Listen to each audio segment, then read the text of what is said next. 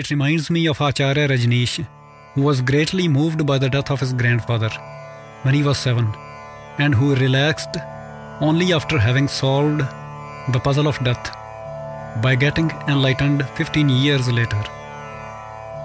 In a social gathering, you can easily spot someone who is going through a tunnel by his unpresent presence. Physically they are there. Psychologically they are with their pain. But this seriousness is required because waking up is a serious business. The tunnel can also make an increment in your faith in a mysterious way. Its darkness makes you indecisive. The indecision forces you into leaving a lot in the hands of God and even gamble with life. And gambling requires some amount of faith. Though they are not aware of it, but people in a tunnel are very close to the divine. But because of the pain, that communion is numbed. It is as if the doctor is operating on an unconscious patient. But the doctor is very close to the patient and is operating on him. The doctor is close because the patient needs him urgently. Similarly, God is closer to those who are in pain because they are an urgency. In joy, we usually forget the Creator, while in distress, we take His refuge. If we could remember Him even in joy, pain would not be required at all. So it is not an accident that at the nucleus of all religions, we find a lot of pain and a lot of suffering. The pain in a tunnel can also be compared to labor pains. For the child to come out of the womb, the mother has to go through labor pains. Similarly, for your consciousness to come out of the womb of mass consciousness and breathe liberation, your soul has to go through terrible pains. The surroundings of an enlightened master and his company are simply a nursing home where such sophisticated operations can be carried out with minimum risks. Unless and until we come out of the mass consciousness, our soul is destined to keep on getting recycled. And the gravity of mass consciousness is not that easy to escape. You have to move away from the ground like a spaceship. You require terrible strength and persistence. But once you have gone through the tunnel, the pain itself becomes your strength and persistence, because you would never like to go through it ever again.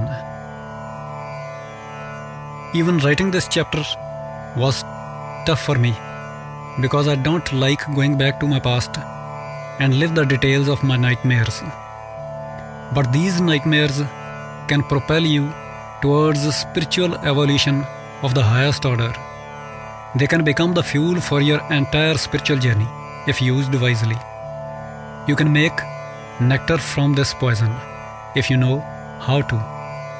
Now that we know what on a spiritual journey a tunnel is and how much is the pain in it, is there nothing that we can do for someone who is going through it?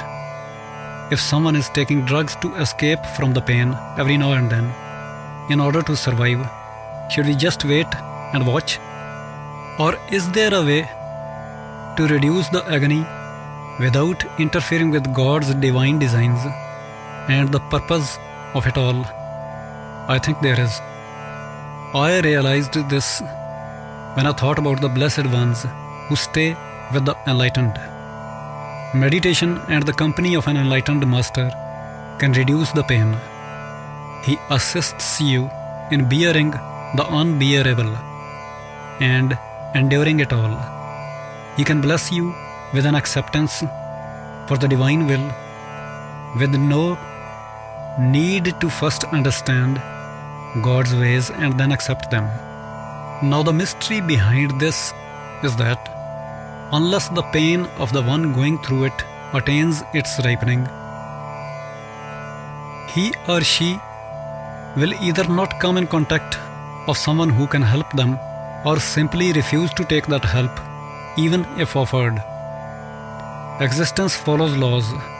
Water becomes steam only at 100 degrees centigrade, not at 99, not 99.5. Our pain has also got to ripen to fall down from the soul. I have tried to help people in distress and discovered that assistance cannot be injected into someone. You can pray for them and you can patiently wait for your prayers to be answered. The tunnel ends with a big change in your life. God either throws a change in your path straight away or helps you make a decision to go for a change. When you finally come out in the open, the whole planet spreads before you like a garden of choices. You don't know where to go from here, but you certainly don't want to go back. You also know that you will have to make your own decisions henceforth. You may still not be very certain of what you want, but you are absolutely sure about what you don't. Half your job is done. You have created a space for something new. You have regained your potential and thus rekindled hope, and where there is hope, there is everything. The first breeze that brushes against your soul when you come out of a tunnel is that of freedom. I can still remember my first sip of liberation. There is nothing else on earth like it. It has got a very distinct taste, a very peculiar essence. And once you develop a taste for it, you want more and more of it, like everything else. There is freedom, but it contains responsibility. There is trust in it, but it contains fear of the unknown. There is individuality in it, but it contains dependence on the crowd. There is healing in it, but it contains wounds and scars of the past. It is so because the liberation that you feel after coming out of a tunnel is only partial. Total liberation is yet in store for you. They call it the enlightenment.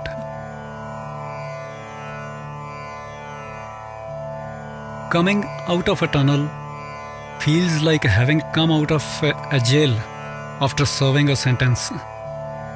The jails that we see are not the only jails. There are a lot of invisible jails we all live in, and the tunnel just happens to be one of them. You feel like a prisoner released. You feel as if you have got a second chance at the game of life. As if God is saying, "Here, take this and let me see what you can do with it." Life becomes more precious for you than it used to be. You have almost lost it and then found it. And the one you have found will never be the one you lost.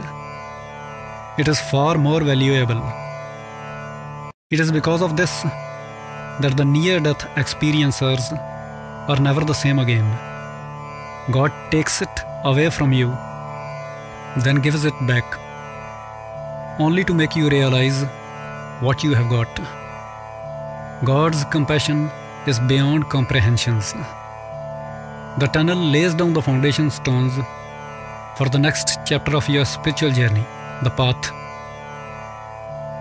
It is the phase in which you choose the tools with which to sculpture your soul. Those tools have got their roots in your previous incarnations, and they resonate to your frequency.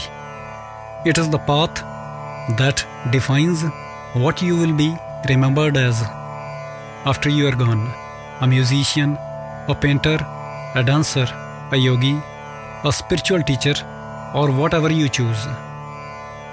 Without a withdrawal, you could not have moved into a tunnel, and without spending some time in the tunnel, you could not have chosen a path.